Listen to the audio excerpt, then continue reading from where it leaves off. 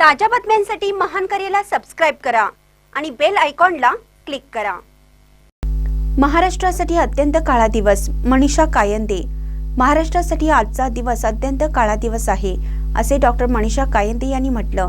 दमदार व्यक्तिमत्व आणि वेळेच्या बाबतीत काटेकोर तसेच कुठली गोष्ट मनात न ठेवणारे अशा प्रकारचं त्यांचं व्यक्तिमत्व होतं। त्यांच्या आठवणीतील अनुभव सांगायचा झाला तर प्रत्येक आमदाराला ते वाढदिवसाच्या दिवशी फोन करायचे। त्यावरून असं वाटायचं खरंच दादा आहेत का, पण ते सत्य होतं असंही मनीषा कायंदे यांनी सांगितलं। पाहूया पुढे त्या काय म्हणतात। महाराष्ट्रासाठी हा अत्यंत काळा दिवस असा म्हणायला पाहिजे। अत्यंत अनाकलनीय, अनपेक्षित आणि धक्कादायक मृत्यू असा माननीय अजित पवारजी यांचा झालेला आहे।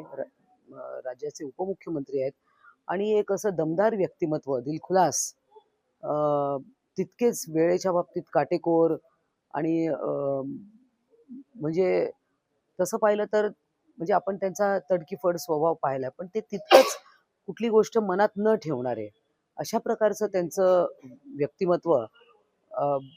खरं तर महाराष्ट्रासाठी खूप मोठी हानी झालेली आहे। पवार कुटुंबियांवर तर खूप मोठी ही शोककळा पसरली आहे। बारामतीची लोक तर घाय मोकलून हंबरडा फोडत आहेत। खरोखरच हे बघवत नाही आहे आणि अनेक आमदारांशी खूप त्यांचे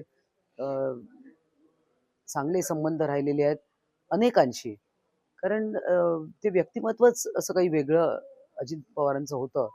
आणि खरं तर अशा प्रकारे एकदम अचानक त्यांची एक्झिट व्हावी या सगळ्या पार्श्वभूमीवर हे मनाला न पटण्यासारखं आहे। माझ्या पक्षातर्फे, माझ्यातर्फे, शिवसेनेतर्फे मी त्यांना आदरांजली अर्पण करते। आठवणी म्हणजे आता सभागृहात आम्ही काही विचारलेल्या बजेटच्या ह्याच्यातनं प्रश्न असतील तर ते उत्तर द्यायचे, प्रत्येकाचं नाव घेऊन ते उत्तर देत असेल। आणि त्यांचा एक दुसरा मोठा गुण म्हणजे की ते प्रत्येक आमदाराला त्यांच्या वाढदिवसाच्या दिवशी फोन करायचे आणि ते पण ते अगोदर 4-5 दिवस अगोदरच त्यांच्या पीएचे फोन यायचा की दादा तुम्हाला फोन करणार आहेत, तर हा नंबर तुमचाच आहे ना, तुमच्याजवळच हा फोन असतो ना।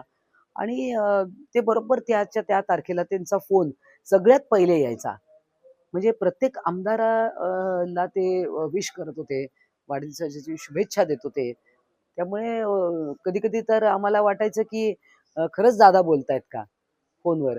तर परंतु ते हे सत्य आहे। या परिस्थिती म्हणजे खरं तर या परिस्थितीशी महाराष्ट्राला आता जुळवून घ्यावं लागणार आहे की आता अजितदादा आपल्यात नाही आहे हे समजायला आणि उमगायला खूप वेळ लागेल।